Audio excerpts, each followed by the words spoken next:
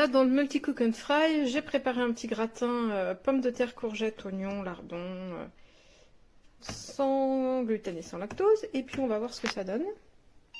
Donc ici, on a de ce côté toutes les fonctions Air Fry. Petite précision, quand on est sur les fonctions Air Fry, on n'a pas l'accès au départ différé. Donc on a Air Fry standard, Crispy Meal, Steam and Crisp. Alors là, on va pouvoir utiliser le plateau qui est là pour en fait mettre de la vapeur par en dessous, donc ça chauffe par en dessous.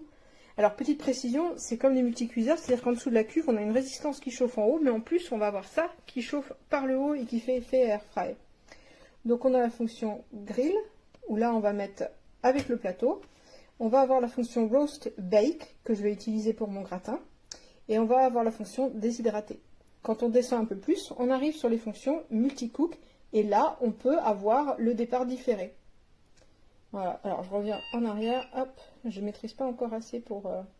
Voilà, Multi-Cook. On a la version sautée, cuisson lente, slow cook, steam, la cuisson vapeur, réchauffer et bouillir pour faire de la soupe.